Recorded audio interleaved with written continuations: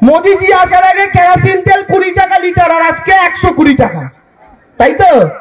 তাহলে মোদিজি কেরোসিনের দাম 20 থেকে 120, সর্ষের তেলের দাম বাড়িয়ে দিলে, গ্যাসের দামও বাড়িয়ে দিলে, মানুষকে বাসের পর বাস দিচ্ছ, আর তোমার চামচা শুভেন্দু এসে বলছে পদ্ম ফুলে ভোট দাও। কি করে হয় বলুন তো, কি করে হয়?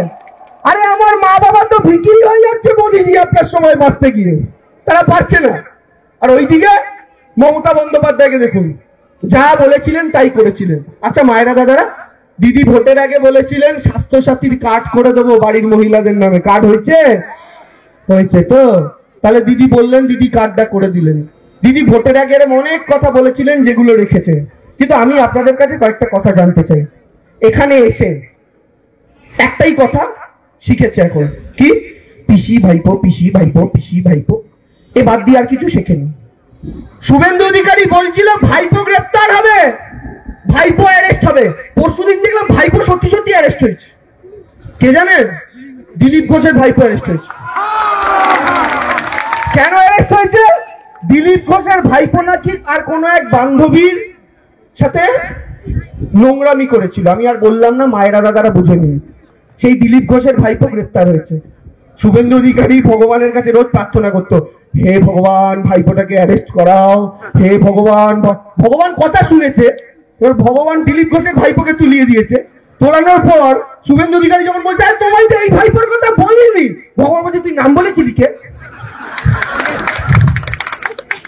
কেন? ও তো নাম নেয় না, ওর নাম নেওয়ার দম নাই।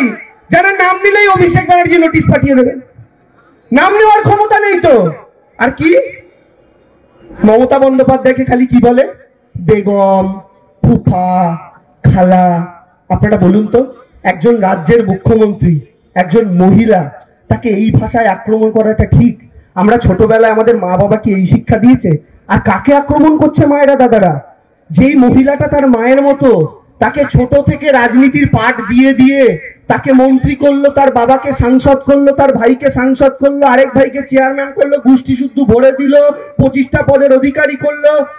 এত কিছু যে মহিলা দিল, সেই মহিলার পিঠে হঠাৎ করে ছুরি মেরে অমিত শাহের পাশে চলে গেল। বিজেপিকে ভোট দেওয়ার আগে মায়েরা দাদারা একটা কথা মাথায় রাখবেন। আমাদের ঠাকুমা আমাদের একটা কথা বলতো যে বাবু, পৃথিবীতে যার সাথে খুশি বেইমানি করো, যার সাথে খুশি গদ্দারি করো, ভগবান ক্ষমা করে দেবে, উপরওয়ালা ক্ষমা করে দেবে, কিন্তু কোনোদিন মায়ের সাথে বেইমানি করো না, মায়ের সাথে গদ্দারি করো না, উপরওয়ালা কিন্তু ক্ষমা করে না। এ মায়ের সাথে বেইমানি করেছে, একে তো শিক্ষা পেতেই হবে, একে তো শিক্ষা পেতেই হবে, এর শিক্ষা প্রাপ্ত। এবং আমি বলছি এই শিক্ষায় পাচ্ছে। এই যে আপনাদের এখান থেকে কিছুটা দূরে নন্দীগ্রাম বিধানসভা কিভাবে জিতলো? লোডশেডিং করে। 2রা মে ভোটের রেজাল্ট যেদিন বেরোচ্ছে, সবাই খবরে দেখেছিলেন না দিদি জিতে গেছে? দেখেছিলেন তো দিদি জিতে গেছে? পৃথিবীতে কোনোদিন শুনেছেন কেউ জিতে গেছে ঘোষণা হওয়ার পর আবার হেরে যায়? রাত্রিবেলা লাইট নিভিয়ে ভোটের গণনা এদিক ওদিক করে নিজেকে জেতা ঘোষণা করে দিল। আর সেই শুভেন্দু ভোটের আগে কি বলেছিল? মাননীয়াকে 1.5 লাখ ভোটে যদি হারাতে না পারি রাজনীতি ছেড়ে দেব। আরে বাবা, 1.5 লাখে তো পারলেই না, যে 1200 গোজ দিয়েছো সেটাও লাইট নিভিয়ে। তাহলে রাজনীতি করছো কেন? ছেড়ে দেওয়া উচিত তো। কিন্তু এরা কেউ শুনবে না। তাই মায়েরা দাদারা, আজকে কিন্তু আমরা একটা সন্ধিক্ষণে দাঁড়িয়ে আছি। 2024 দিল্লি থেকে এই সরকারটা যদি সরে, তবেই আপনাদের গ্যাসের দাম, তেলের দাম, জিনিসপত্রের দাম কমবে। এই সরকারটা যদি সরে, তবেই শান্তিতে বাঁচবেন, হিন্দু মুসলমান কমবে। আর এই কারণেই এই সরকারটাকে সরানোর জন্য গোটা ভারতবর্ষ আজকে মমতা বন্দ্যোপাধ্যায়কে মুখ হিসাবে দেখেছে। আর সেই জন্য আমাদের তো প্রত্যেককে দিদির পাশে দাঁড়াতে হবে।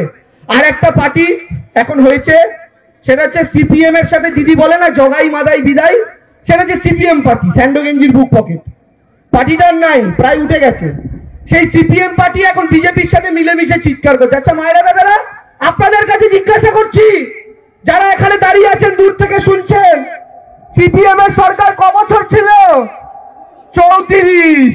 34 মানে 10 যোগ 10 যোগ 10 যোগ 4 মানে কি?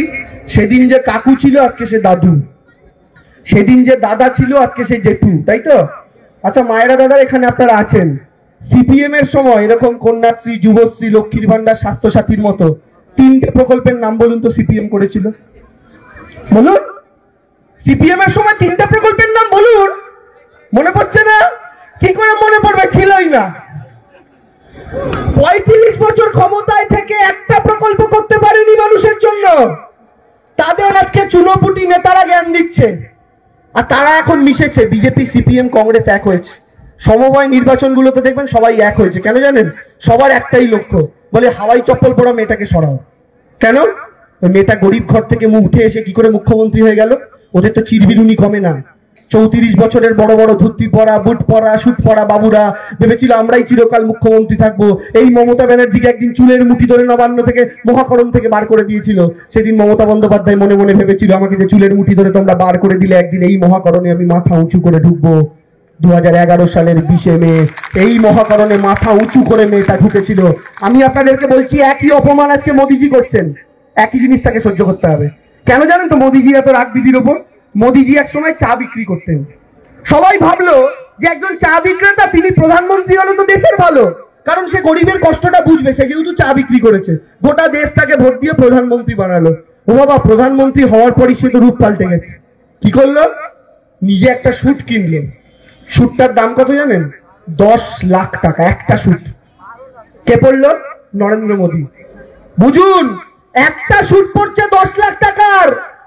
আর মমতা ব্যানার্জি একই ছিলেন। নরেন্দ্র মোদী চা বিক্রি করতেন, মমতা ব্যানার্জি ছোটবেলায় হরিণঘাটা দুধের কোম্পানিতে সেলস গার্ল ছিলেন। ওই বিক্রি করে ভাই বোনদের পড়াশোনা শিখিয়েছেন। সেই মমতা বন্দ্যোপাধ্যায় মুখ্যমন্ত্রী হলেন। নরেন্দ্র মোদী চা বিক্রি করতেন, প্রধানমন্ত্রী হয়ে 10 লাখের স্যুট পরলেন। মমতা ব্যানার্জি দুধের সেলস গার্ল ছিলেন, মুখ্যমন্ত্রী হওয়ার পর আজকে 12 বছর কেটে গেছে।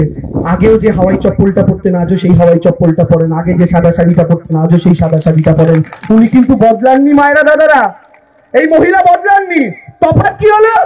শুভেন্দু বাবুর দাদা নরেন্দ্র মোদী 8,000 কোটি খরচ করে নিজের জন্য একটা প্লেন কিনলো। নিজের জন্য একটা প্লেন কিনে ফেলেছে। বুঝুন, আমরা একটা সাইকেল কিনতে গেলে ভাবি, মোদীজি একটা প্লেন কিনলো নিজের জন্য। কত দাম? 8,000 কোটি। মানে শূন্য বলা শুরু করুন, 8 0 0 0 0 0 0 0 0, শেষ হবে না। আপনার বয়স 2-4 বছর বেড়ে যাবে। এই যে 8,000 কোটি দিয়ে নরেন্দ্র মোদী নিজের জন্য একটা প্লেন কিনলো, মমতা ব্যানার্জি নিজের জন্য একটা প্লেন কিনতে পারতো, কারণ উনি প্রধানমন্ত্রী, উনি মুখ্যমন্ত্রী। দিদি করলেন না। নরেন্দ্র মোদী 8,000 কোটি দিয়ে নিজের জন্য একটা প্লেন কিনলো, আর মমতা ব্যানার্জি ওই 8,000 কোটি দিয়ে বাংলার মায়েদের লক্ষ্মীর ভান্ডার আর ভাই বোনেদের সবুজ সাথী সাইকেল কিনে দিল। এটা হচ্ছে মমতা ব্যানার্জি। মোদীজি নিজে উড়ে বেড়ানোর জন্য প্লেন কিনলো, আর মমতা ব্যানার্জি ছোট ছোট ভাই বোনেদের স্কুলে যাওয়ার জন্য তাদেরকে সাইকেল কিনে দিল। এবার বলুন, কেন দিদিকে দিদি বলা হবে না? নরেন্দ্র মোদীকে কি বলা হয়? মোদীজি, মানে কি? মোদী বাবু। আগের মুখ্যমন্ত্রী জ্যোতি বসুকে কি বলতেন আপনারা? জ্যোতি বাবু। তার আগের পরের মুখ্যমন্ত্রীকে কি বলতেন? বুদ্ধ বাবু। এরা সবাই বাবু আর জি, কিন্তু মমতা ব্যানার্জিকে কি বলেন? দিদি। একজন হচ্ছে বাবু, অনেক উপরতলার মানুষ বাবা, আমাদের হাত নাই। আর ইনি হচ্ছেন দিদি, মানে কি? আমার ঘরের লোক, রাজ্যটা চালাচ্ছে। তাই এই দিদি যতদিন আছে ততদিন আমরা ভালো আছি, শান্তিতে আছি, সুখে আছি। এই দিদিকেই রাখতে হবে, এই দিদিকেই। আবারও দিদি যতদিন সুস্থ সবল থাকবেন, তিনি ততদিন মুখ্যমন্ত্রী থাকবেন। কারোর ক্ষমতা নেই তাকে সরানো, এটা আমি আপনাদের বলছি। কারণ বাংলার মানুষ বুকে হাত রেখে মনে প্রাণে বিশ্বাস করে, লাভ ছাড়া ক্ষতি নাই, দিদি ছাড়া গতি নাই, মমতা বন্দ্যোপাধ্যায় ছাড়াই বাংলার কোনো গতি নাই। তাই 21-এ একটা খেলা আপনারা খেলেছেন তো? চিৎকার করে স্লোগান তুলেছিলেন সবাই, খেলা হবে। এই 21-এ খেলা হয়েছে, আবার একটা খেলা কিন্তু 24-এ খেলতে হবে। এবার 24-এর খেলাটা হচ্ছে, এইখানে বিজেপির দুটো উইকেট আছে, কাঁথি আর তমলুকে। বাপের উইকেট, ব্যাটার উইকেট, তাই তো? এই বাপ ব্যাটার উইকেটটা আপনাদেরকে ফেলতে হবে। ভালো করে বোলিং প্র্যাকটিস করুন। কি জিতবেন তো কাঁথি? গলার জোরে জিতবেন তো কাঁথি? দিদির পাশে আছেন তো? শুধু মায়েদের গলায় শুনবে, এটা দাদারা চুপ থাকবেন। শুধু মায়েদের গলা। দিদির পাশে আছেন তো? দিদির পাশে আছেন তো? শুধু কাকিমাদের গলা। দিদির পাশে আছেন তো? এবার কাকিমারা না, শুধু দাদাদের গলা। দিদির পাশে আছেন তো? কম্পিটিশন নিয়ে নিয়েছে, দেখেছো? দিদির পাশে আছেন তো? এবার সবাই মিলে গোটা পটাশপুরের গলা। দিদির পাশে আছেন তো? দিদির পাশে আছেন তো? 24-এ ঘটি উল্টাবেন তো? ঘটি উল্টাবেন তো? ঘটি উল্টাবেন তো? ঘটি উল্টাবেন তো? আমি কদিন আগে নন্দীগ্রাম গেছিলাম, আমাকে কিছু মা ধরেছে। মায়েরা ধরে বলছে, আচ্ছা দাদা, আমরা দিদিকে এত ভালোবাসি, আমরা দিদির সাথে কখনো বেইমানি করিনি, আমরা লক্ষ্মীর ভান্ডার পাই, কিন্তু যে বিজেপির মহিলারা মমতা ব্যানার্জিকে রোজ গালাগাল করে তারা কেন লক্ষ্মীর ভান্ডার পাবে? কি তালি! আরে একদিন আমাকে বলছে, আমি বললাম কিন্তু দিদি তো সৎ মা হতে পারেন না কখনো, দিদি তো ভালোরও মা খারাপেরও মা। তিনি তো জানেন তার কাছে সব সন্তান সমান, তাকে গালাগালি দিলেও সমান। আপনার দুই ছেলে, এক ছেলে যদি আপনাকে অভিমান করে দুটো খারাপ কথা বলে, আপনি কি তার থালায় ভাত বেড়ে দেবেন না? মা দেন তো। আমাদের দিদি হচ্ছেন সেই মা, তাই সেই মায়ের পাশে থাকতে হবে, সেই মাকে জেতাতে হবে।